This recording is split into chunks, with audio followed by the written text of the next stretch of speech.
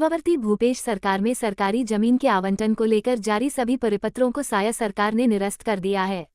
विष्णुदेव साया मंत्रिमंडल की बैठक में परिपत्र निरस्त करने के प्रस्ताव पर मुहर लगाई गई। सरकार के फैसले की जानकारी देते हुए डिप्टी सीएम अरुण साव ने कहा है कि जमीन आवंटन को लेकर किसी तरह की शिकायत आने पर उसकी जांच कराई जाएगी।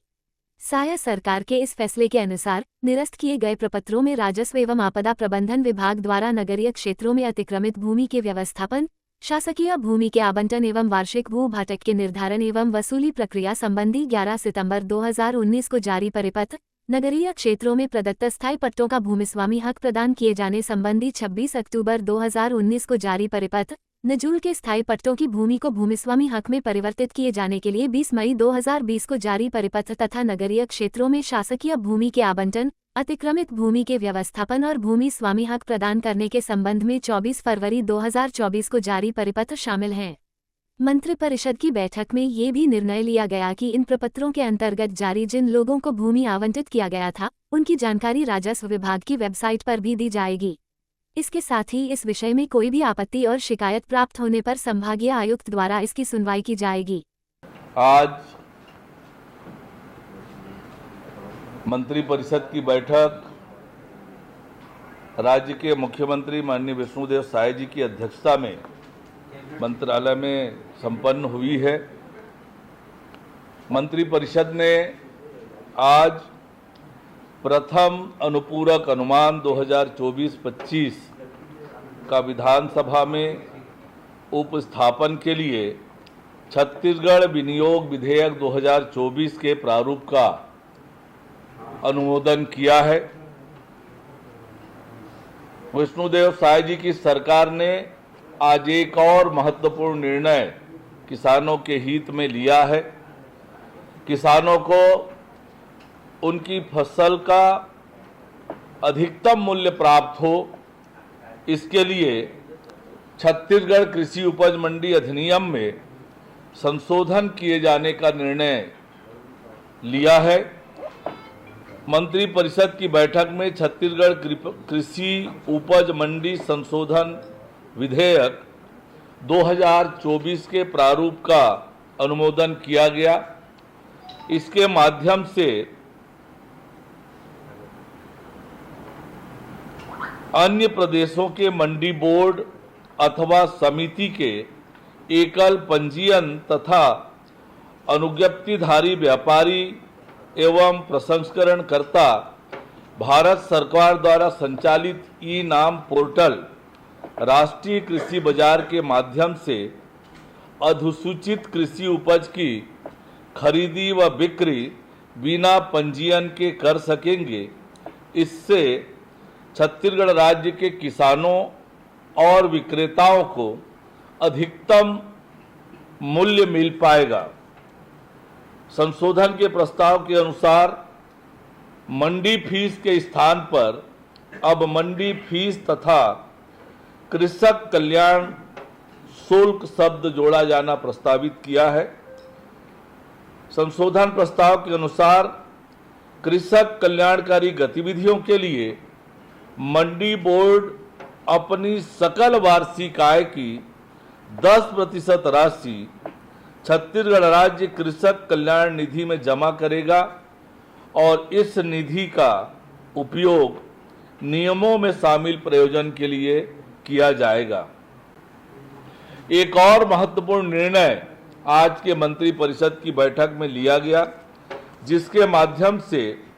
छत्तीसगढ़ राज्य के नगरीय क्षेत्रों में शासकीय भूमि के आवंटन,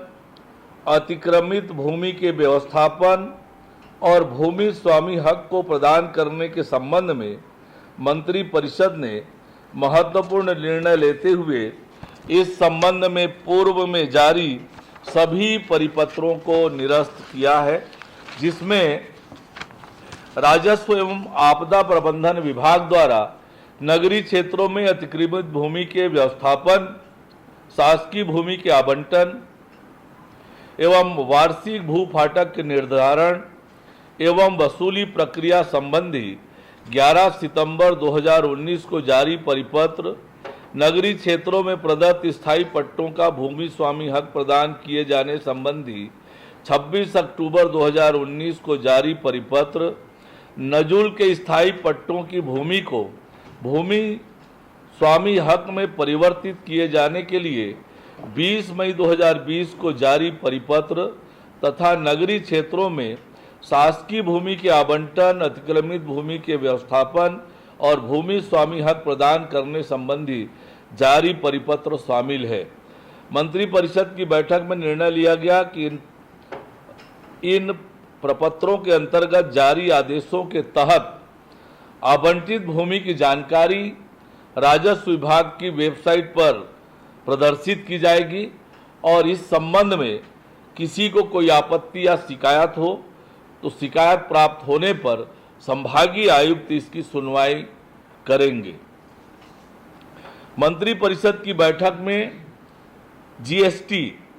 माल और सेवा कर संशोधन अधिनियम विधेयक 2024 के प्रारूप का अनुमोदन किया गया। जीएसटी काउंसिल द्वारा इनपुट सर्विस डिस्ट्रीब्यूटर के संबंध में आगत कर प्रत्यक्ष लिए जाने के प्रावधान को युक्ति युक्त बनाने एवं पान मसाला गुटखा इत्यादि के विनिर्माण में लगने वाले मशीनों के रजिस्ट्रीकरण के लिए अधिनियम में कुछ संशोधन करने का निर्णय लिया गया था। इस निर्णय के परिप्रेक्ष्य में केंद्रीय माल और सेवा कर संशोधन अधिनियम 2024 15 फरवरी 2024 को अधिसूचित किया है। इस संबंध में छत्तीसगढ़ माल और सेवा कर अधिनियम 2017 में तदनुसार संशोधन किया जाना प्रस्तावित किया गया है। छत्तीसगढ़ लोक सेवा आयोग का 22वां वार्षिक प्रतिवेदन 1 अप्रैल 2022 से 31 मार्च 2023 तक की अवधि के लिए विधानसभा के पटल में रखे जाने हेतु अग्रिम कार्यवाही करने के लिए सामान्य प्रशासन विभाग को अधिकृत किया गया। हम सब ने भी देखा कि अभी आईईडी ब्लास्ट में हमारे मोआ के रहने वाले एसटीएफ के जवान भरतलाल साहू शहीद हुए हैं और उनकी स्मृति को अक्षुण्ण बनाए रखने के लिए प्रदेश के मुख्यमंत्री आदरणीय विष्णुदेव साय जी ने मोआ बाजार चौक रायपुर का नामकरण शहीद भरतलाल साहू चौक करने की घोषणा उन्होंने की है।